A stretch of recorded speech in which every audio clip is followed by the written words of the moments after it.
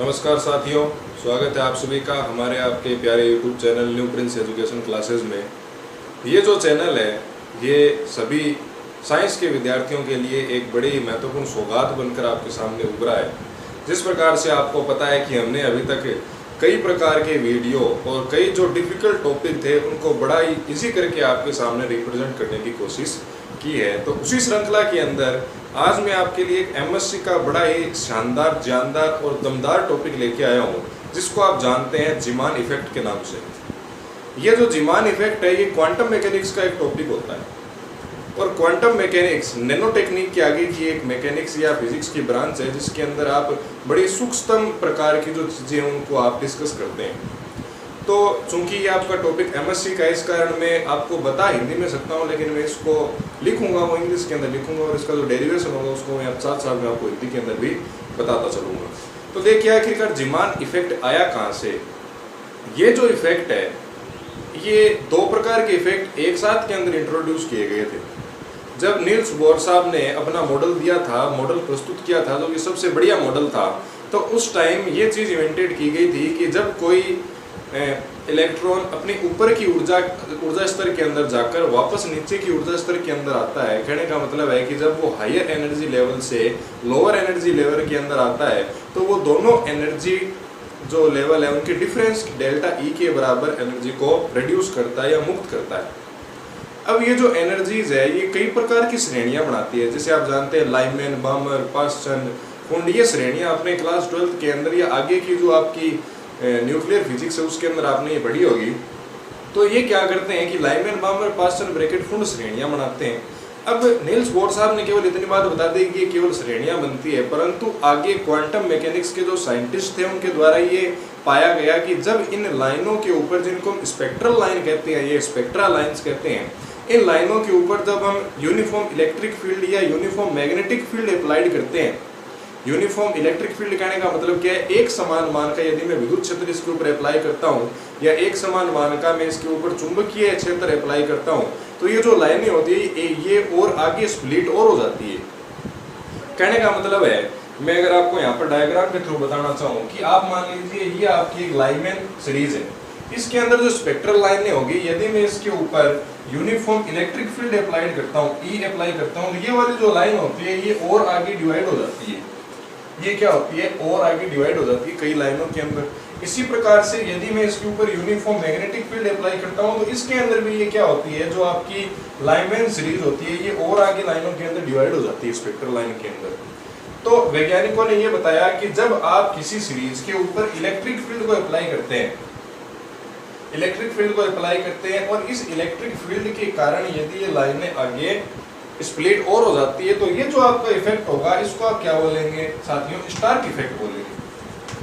इसको हम क्या बोल देते हैं, स्टार्क इफेक्ट कह देते हैं। और सिमिलरली यदि मैं इस लाइन के ऊपर मैग्नेटिक फील्ड अप्लाई करता हूँ और ये इस मैग्नेटिक फील्ड के कारण आगे और टुकड़ों में विभाजित होती है, तो इसको आप क्या बोल देते हैं, जीमान इफेक्ट बोल देते हैं। तो आज का ये जो वीडियो होगा इसके अंदर मैं आपको जीमान इफेक्ट के बारे में बताऊंगा, अगला जो वीडियो होगा उसके अंदर मैं आपको स्टार्क इफेक्ट के बारे में बताने की कोशिश करूंगा। तो देखिए ये जो आपका जीमान इफेक्ट है इसके अंदर भी दो प्रकार की कंडीशन होती है कि जो आपका इलेक्ट्रॉन था उसके यदि आप स्पिन को कंसीडर करते हैं साथ में, एक तो है कि वो इलेक्ट्रॉन है उसके आप स्पिन को कंसीडर नहीं करें जिसके कारण ये लाइन बनी है, उस इलेक्ट्रॉन के स्पिन को हम कंसीडर नहीं करते हैं, तो जो आपका ये जो स्पेक्ट्रल लाइन है इसकी स्प्लिटिंग होती है, जिसको आप क्या बोलते हैं, जीमान इफेक्ट बोलते हैं। तो यदि आप इलेक्ट्रॉन के स्पिन को कंसीडर नहीं करें तो जो आपका जीमान इफेक्ट होगा वो आपका क्या कहलाएगा, नॉर्मल जीमान इफेक्ट कहलाता है। वो आपका क्या कहलाता है, नॉर्मल जीमान इफेक्ट कहलाता है, without electronic spin. And if we consider the electronic spin with spectral line, then ये जो आपका पूरा का पूरा प्रोसेस या फिनोमेना होगा इसको हम क्या बोलेंगे, एनामोलियस जीमान इफेक्ट बोलेंगे। तो हमें इसके अंदर दो प्रकार के जीमान इफेक्ट पढ़ने हैं, एक तो आपका कौन सा होगा, नॉर्मल जीमान इफेक्ट, और दूसरा आपका होगा एनामोलियस जीमान इफेक्ट। तो ये एक हायर फिजिक्स का और एडवांस फिजिक्स का टॉपिक है जो आपके CSI या नेट के अंदर भी पूछा जाता है। तो ये आपको पूरा डेरिवेशन अंत तक देखना है और इसके नोट्स भी आपको लिखने हैं। तो चलिए हम यहाँ से स्टार्ट करते हैं। हेडिंग जैसे कि आपको पता है यहाँ पर लिखी हुई है ऊपर कि हमारी हेडिंग क्या है, जीमान इफेक्ट पढ़ना है। तो इसमें मैं सबसे पहले आपको थोड़ी इसकी बेसिक बता दूं कि when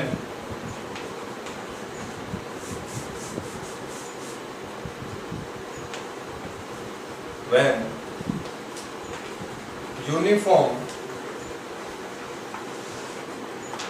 magnetic field of intensity B applied on spectral lines,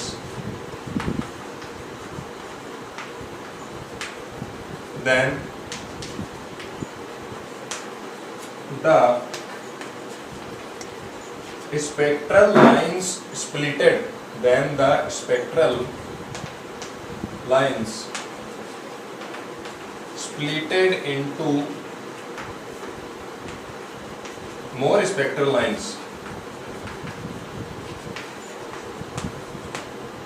कहने का मतलब क्या है कि जब हम एक समान चुंबकीय क्षेत्र जिसकी तीव्रता कितनी है, B है, अप्लाई करते हैं स्पेक्ट्रल लाइंस के ऊपर, तो जो स्पेक्ट्रल लाइंस होती है वो स्प्लिटेड हो जाती है, मतलब और भागों के अंदर डिवाइड हो जाती है, इनके अंदर और लाइनों के अंदर। तो ये जो आपका फिनोमिना होगा इसको आप क्या बोलेंगे, जीमान इफेक्ट बोलेंगे। Then this phenomena is known as Zeeman effect। तो ये जो आपका फिनोमिना होगा या ये जो घटना होगी साथियों, इसको हम क्या बोलेंगे, आपका जीमान इफेक्ट बोलेंगे। Zeeman effect can be divided into two parts. यहाँ पे क्या लिखेंगे, Zeeman effect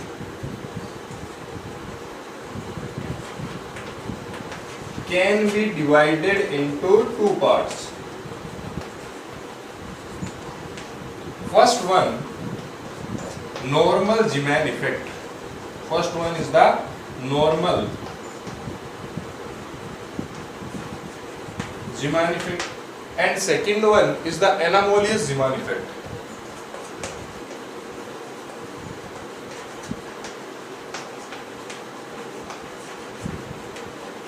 Second one is the anomalous Zeeman effect. Here I consider and describe that when uniform magnetic field, कहने का मतलब है जब आप एक समान तीव्रता B का मैग्नेटिक फील्ड स्पेक्ट्रल लाइंस के ऊपर अप्लाई करते हैं, तो विद्यार्थियों या साथियों जो लाइनें होती है वो और आगे डिवाइड हो जाती है। इस प्रभाव को हम क्या बोल देते हैं, जीमैन इफेक्ट कह देते हैं। और ये जो जीमैन इफेक्ट है इसको हम दो भागों के अंदर डिवाइड करते हैं, आगे दो प्रकार के भागों में इसको बांटा गया है। आपका फर्स्ट वन कौन सा है, नॉर्मल जीमान इफेक्ट, और जो आपका सेकंड है वो कौन सा है, एनामोलियस जीमान इफेक्ट है। अब देखो ये नॉर्मल जीमान इफेक्ट कब होगा ये मैं आपको बता देता हूँ, थोड़ा सा मैं आपको आइडिया देता हूँ। उसके बाद में ये जो पूरा का पूरा अपना आज का लेक्चर है वो सारा का सारा किसके ऊपर चलेगा, anomalous Zeeman sorry normal Zeeman effect के ऊपर ही चलने वाला है। तो मैं आपको यहाँ पर बता दूं, if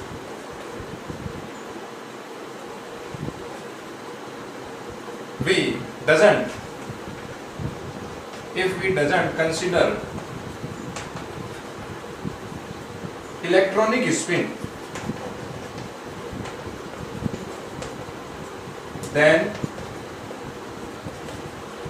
the Zeeman effect is known as normal Zeeman effect। कहने का मतलब है यदि हम इलेक्ट्रॉनिक स्पिन को कंसीडर नहीं कर रहे हैं तो जो जीमान इफेक्ट होगा वो आपका क्या कहलाएगा, नॉर्मल जीमान इफेक्ट कहलाता है। तो मैंने क्या बताया कि if we doesn't consider electronic spin then the Zeeman effect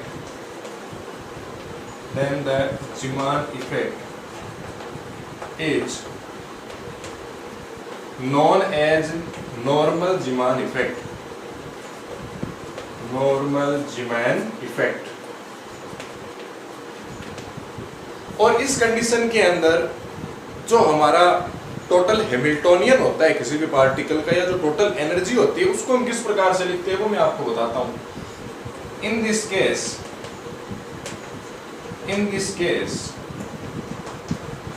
total Hamiltonian of particle may be written as following, may be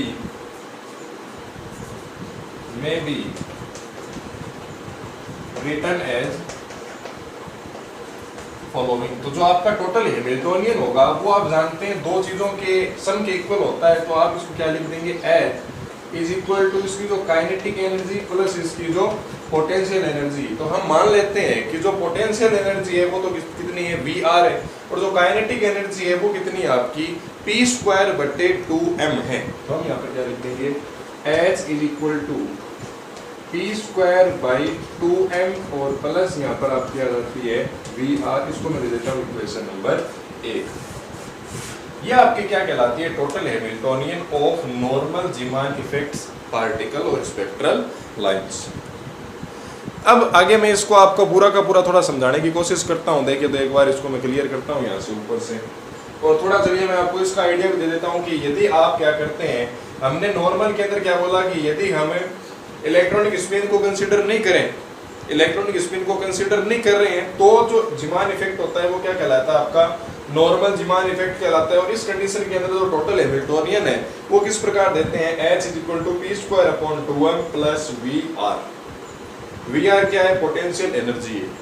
और यदि आप क्या करें, इलेक्ट्रॉनिक स्पिन को कंसीडर करते हैं, if we consider electronic spin of any particle, in this case the splitting of the spectral lines with presence of uniform magnetic field, then this phenomena is known as anomalous Zeeman effect. अर्थात यदि हम electronic spin को भी consider करें तो जो आपका Zeeman effect होगा वो आपका क्या कहलाएगा, एनामोलियस जीमान इफेक्ट कहलाएगा। तो मैं इसको यहाँ से क्लियर करके आज हम इस पूरे नॉर्मल जीमान इफेक्ट को समझेंगे, इसका पूरा डेरिवेशन बताने वाला हूँ। तो इसलिए हम यहाँ से इसको स्टार्ट कर लेते हैं।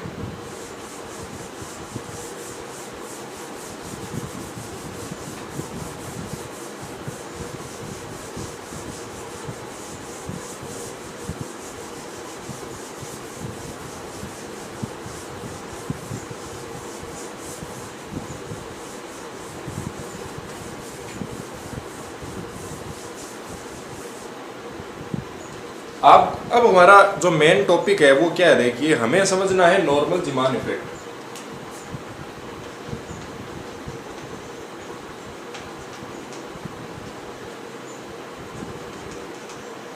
नॉर्मल जीमान इफेक्ट की अगर मैं बात करूं तो मान लेते हैं कि जो पार्टिकल है उसका जो मोमेंटम है वो P से लिख रहे हैं, तो यहाँ क्या लिख दूंगा, let's consider the momentum of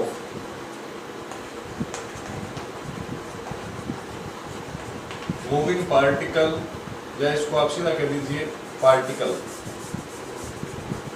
of any particle is denoted by P,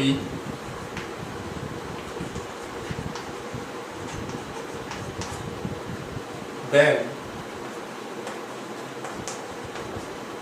total Hamiltonian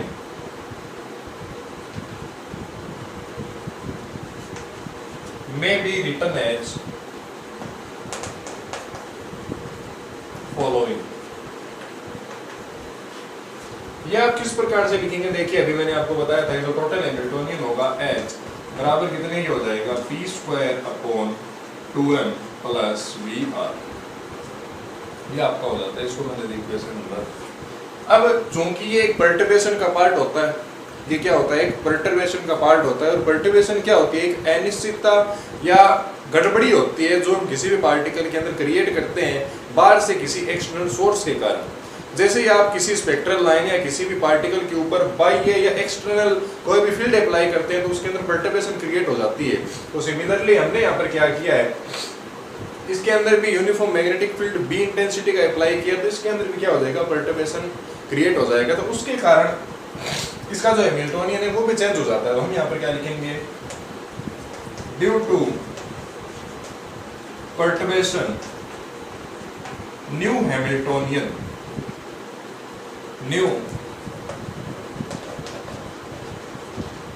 Hamiltonian may be written as H is equal to P plus EA का P की जगह P को रिप्लेस कर दिया किससे P plus EA भाई अभी बताऊंगा कैसे आया। और जो टोटल मास M था उसको मैंने रिप्लेस कर दिया रेड्यूस्ड मास से, ये हो गया आपका M। और VR इसका नोट चेंज है। ये आ जाती है आपकी क्वेश्चन नंबर 2। अब देखिए ये जो मैंने यहाँ पर P लगाया है और ये मैंने यहाँ पर EA अप्लाई किया है, ये आखिरकार है क्या, तो मैं आपको यहाँ पर बता दूं कि P तो यहाँ पर क्या था, इसका मोमेंटम था, मोमेंटम। E क्या था,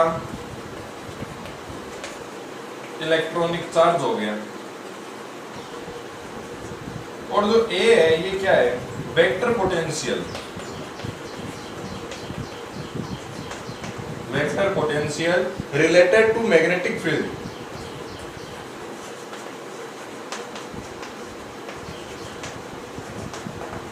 रिलेटेड टू मैग्नेटिक फील्ड। और ये जो म्यू है ये किसको बता रहा है, ये जो म्यू है ये क्या है, ये रेड्यूस्ड मास है।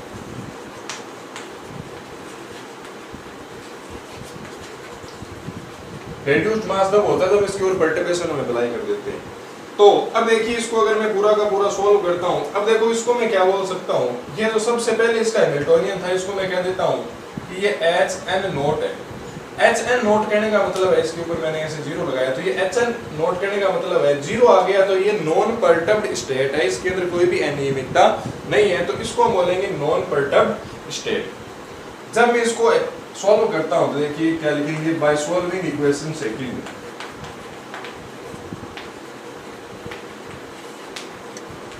सॉल्व कीजिए तो जो H था वो तो आ गया H is equal to, solve किया तो ये हो गया P स्क्वायर अपॉन, चलिए इसको पहले पूरा कर लेते हैं, ये हो जाएगा आपका E square A square plus का P into EA plus AE, इसको नीचे लिख देते हैं प्लस P तो आ गया आपका बाहर और ये क्या आ गया EA और प्लस EA आ गया और ये आ गया P। इस पूरे के बट्टे में क्या है 2 म्यू और ये आपका क्या पड़ा है VR पड़ा है, तो इसको यहाँ पर ही लिख देते हैं भाई आगे, तो ये आपका हो जाएगा VR। इसको अगर हम थोड़ा सा सेट करें तो हमें क्या मिलता है, तो जो H होगा वो बराबर किसके हो जाएगा P स्क्वायर, इन सब के बट्टे में अलग अलग लिख रहा हूँ, तो ये हो गया 2 mu plus E square A square बट्टे के अंदर कितना हो गया 2 म्यू प्लस का plus P into EA plus AE, ये मैंने साथ में लिख दिया है, ये आपका हो जाएगा 2 म्यू और प्लस आपका यहाँ पर क्या पड़ा है VR आपका इधर पड़ा है। तो आप देखिए यहाँ से क्या कह सकते हैं कि ये जो P स्क्वायर बटे 2 म्यू और ये जो VR है ये दोनों आपस के अंदर जुड़ के क्या बना रहे हैं HN नोट बना रहे हैं। तो मैं इसको देखो ऐसे लिख सकता हूँ H बराबर ऐसे लिख लूँ P स्क्वायर बटे 2 म्यू, इन दोनों को साथ में ले लूँ प्लस VR, ये दोनों साथ में आ गए, प्लस का P into EA plus AE बटे में 2 म्यू, एक टर्म ये होगी और एक टर्म कौन सी रहेगी E स्क्वायर A स्क्वायर बटे का 2 म्यू। तो ये वाली जो पद है ये किसको बता रहा है HN नोट को बता रहा है, तो इस पद की जगह में क्या लिख दूंगा HN नोट लिख दूंगा, मतलब ये तो क्या हो गई अनपर्टर्ब्ड स्टेट हो गई। इतनी बात क्लियर है, ये तो क्या हो गई अनपर्टर्ब्ड स्टेट हो गई। उसके बाद में ये फर्स्ट ऑर्डर परटर्बेशन को बताएगा इन हैमिल्टोनियन और ये बताएगा सेकंड ऑर्डर परटर्बेशन इन हैमिल्टोनियन। देन इसके बाद में हम क्या करेंगे, जो फर्स्ट ऑर्डर परटर्बेशन हैमिल्टोनियन के अंदर इसको कैलकुलेट करेंगे, फिर हमारा जो लास्ट पॉइंट होगा उसके अंदर हम क्या करेंगे, जो सेकंड ऑर्डर परटर्बेशन होगा या करेक्शन होगा हैमिल्टोनियन के अंदर वो कैलकुलेट करेंगे। तो सबसे पहले मैं आपको बताता हूँ कि ये जो सबसे हमारा इस इक्वेशन को हम किस प्रकार से लिख सकते हैं, एक बार इसको मैं क्लियर कर रहा हूँ यहाँ से।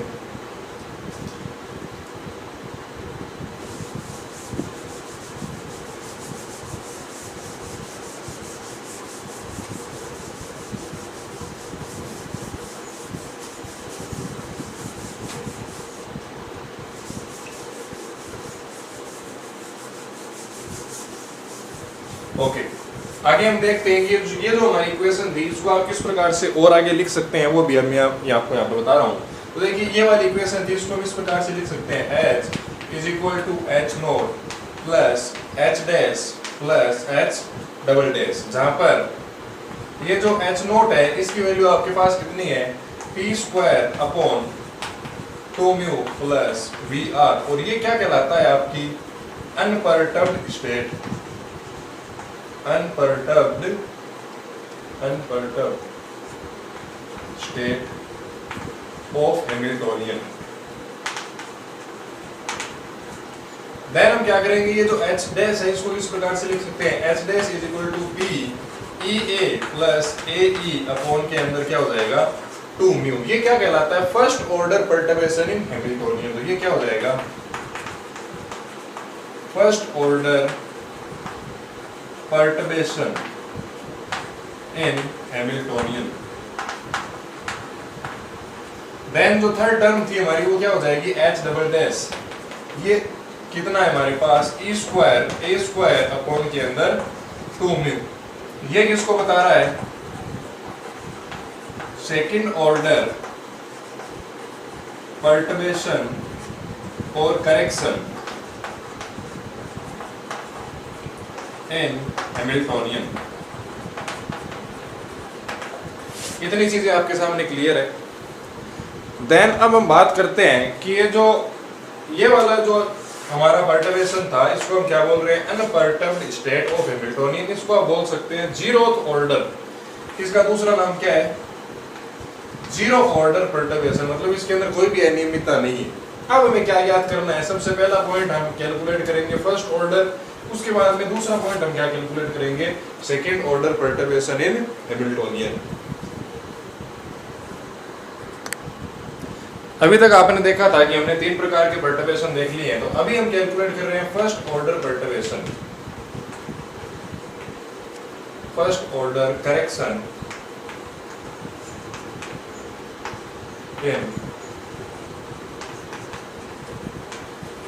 हैमिल्टोनियन। और वो किस प्रकार से दिया जाता है, मैंने अभी आपको बताया है कि जो h डैश होगा वो आप कैसे लिख सकते हैं कि जो h डैश है वो कैसे दिया जाएगा, p इंटू ई ए प्लस ए ई अपॉन के अंदर 2, ये आपको ध्यान रखना है। और इसके साथ में आपको एक चीज ये भी ध्यान रखनी है कि ये जो आपका E होता है, सॉरी A होता है, इसकी जो वैल्यू है वो हम किस प्रकार से देते हैं, A क्या होता है, सबसे पहले वेक्टर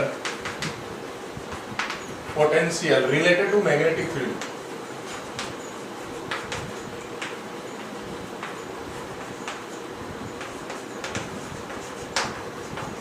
तो इसकी जो वैल्यू है वो हम इस प्रकार से देते हैं कि जो A होता है वो बराबर होता है 1/2 B क्रॉस R के, ये बराबर किसके हो जाता है 1/2 B क्रॉस R के।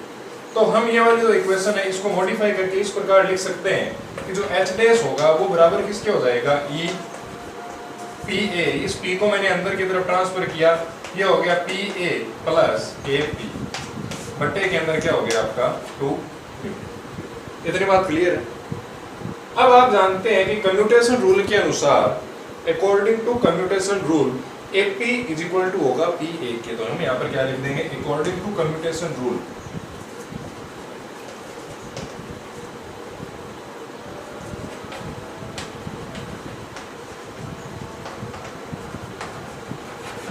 अकॉर्डिंग टू कम्यूटेशन रूल जो AP होगा वो बराबर किसके हो जाएगा, PA के। तो मैं ये वाली वैल्यू यहाँ पर ऐसे लिख सकता हूँ क्या कि h डैश बराबर किसके हो गया, E AP प्लस AP बट्टे के अंदर 2 म्यू।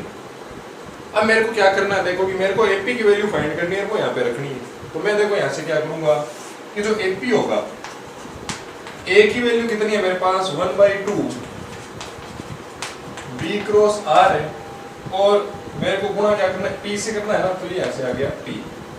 या मैं कह सकता हूँ ये जो AP है ये बराबर किसके, PA के, तो मैं PA की वैल्यू फाइंड कर सकता हूँ। तो यहाँ से मेरे को क्या मिलेगा 1/2, यहाँ से P पहले आ गया तो ये क्या हो गया B क्रॉस R, और इन दोनों को मैं अंदर एसोसिएशन के रूल से आगे पीछे कर सकता हूँ। ये मेरे को क्या मिलेगा 1/2, B तो आ गया बाहर और अंदर क्या चला गया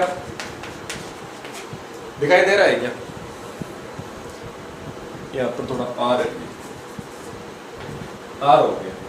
अब आप क्या कह सकते हैं कि हम जानते हैं कि जो आर क्रॉस पी होता है, आर क्रॉस पी होता है वो किसके बराबर होता है? एल के बराबर होता है। तो मैं इसकी जगह ये लिख दूं कि जो पी ए है या जो आपका एफ पी है वो किसके बराबर हो जाएगा? 1/2 बी एल के बराबर हो जाएगा। ठीक, किसके बराबर हो जाएगा? बी एल के बराबर हो जाएगा। हम यहाँ पर इसको बी एल जेड भी लिख सकते हैं। चलिए, ये अपने कोई दिक्कत वाली बात नहीं है। अब हम क्या करेंगे, ये वाली वैल्यू इसके अंदर पुट करते हैं। तो हमारे पास क्या वैल्यू थी, वापस देख लीजिए। एपी का मान कितना था? 1/2 बी क्रॉस आर। इसको हम पी ए भी लिख सकते हैं। तो 1/2 पी बी क्रॉस आर हो गया, पी अंदर गया तो आर क्रॉस पी हो गया। आर क्रॉस पी की जगह क्या लिख दिया? पी रख दिया, सॉरी एल रख दिया। और एक बात और बता दूं कि ये जो एल होता है ना, तो इस eigen value of L, eigen value of L होती है वो कितनी हो जाती है?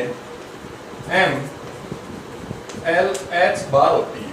ये आपको थोड़ा ध्यान रखना होगा। पहले की वीडियो और या और मैं बनाऊंगा तो उसके अंदर आपको बता दूंगा। तो यहाँ से जो हमें वैल्यू मिलती है, ए पी की कह दो चाहे पी ए की कह दो, वो कितनी मिल जाती है? 1/2 बी एम एल एच बार मिल जाती है। ये वाली वैल्यू मैं कहाँ पर पुट करूंगा? इस इक्वेशन के अंदर पुट करूंगा। देन ऊपर वाला एक बार मेरे को क्लियर करना पड़ेगा।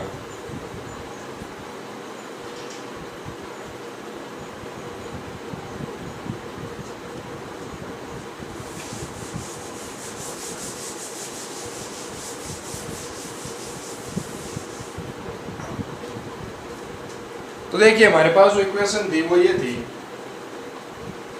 कि जो टोटल H होगा ना, H डैश होगा, वो किसके बराबर होगा? आपका E तो बाहर आ जाएगा और PA प्लस PA बटे के अंदर 2 म्यू, यही तो था।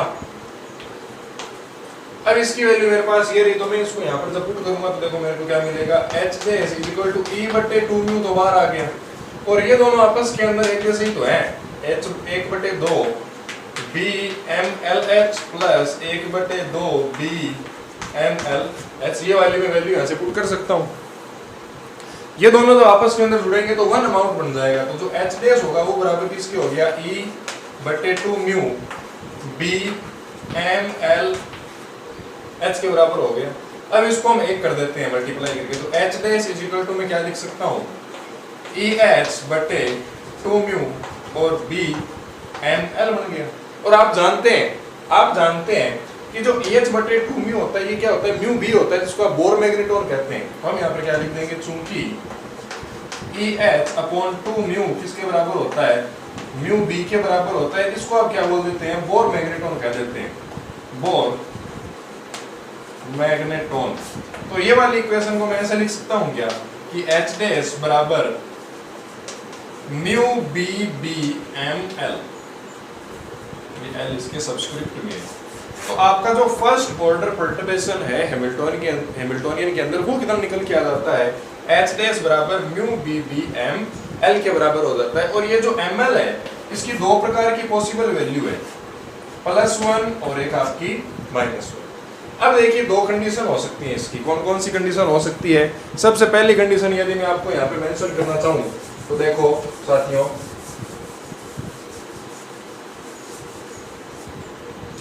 यदि मैं आपको बताऊं कि यहाँ पर मैं इसका मान लेता हूं कि जो म्यू एल है उसकी वैल्यू में +1 ले लेता हूं। इफ एम एल बराबर कितना हो गया? +1 हो गया। तो यहाँ से जो आपका एच डैश है उसकी वैल्यू कितनी निकल के आती है? H dash is equal to आपको कितना मिलता है? Mu B B. ये किसको बता रहा है? जब एनर्जी उसकी इंक्रीज हो रही है, मतलब अमाउंट के अंदर जो पार्टिकल है वो अपवर्ड की तरफ जा रहा है।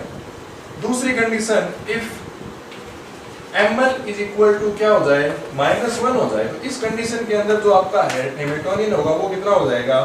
माइनस का म्यू बी बी।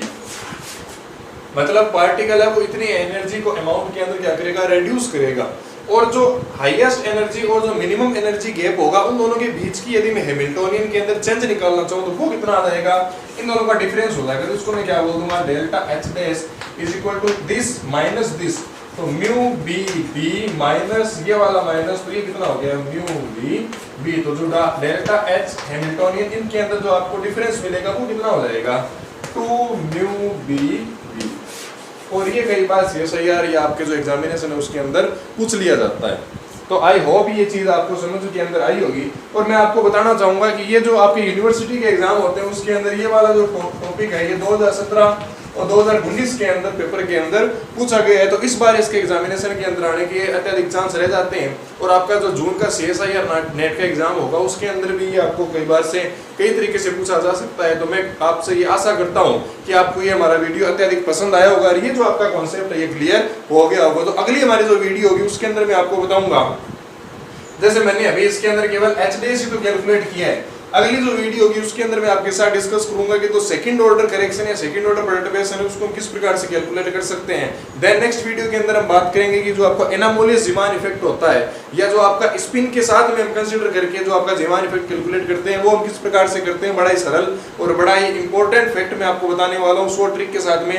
और जो आपका इसके नेक्स्ट वीडियो को उसके अंदर मैं आपको बताऊंगा स्टार्क इफेक्ट क्या है। देन मैं आपको बताऊंगा कि S जो आपका ऑर्बिट होता है वो स्प्लिट क्यों नहीं होता है और उसकी ग्राउंड स्टेट एनर्जी कितनी होती है। देन हम देखेंगे कि जो P है आपका P ऑर्बिट होता है वो 3 पार्टिकल या 3 एनर्जी लेवल के अंदर स्प्लिट होता है। इसी प्रकार जो आपका D होता है वो 5 एनर्जी लेवल के अंदर स्प्लिट होता है। किस प्रकार से होता है और उनकी कितनी कितनी एनर्जी होती है। चैनल से जुड़े रहें, चैनल को लाइक करके सब्सक्राइब करना न भूलें। धन्यवाद दोस्तों, जय हिंद, जय भारत।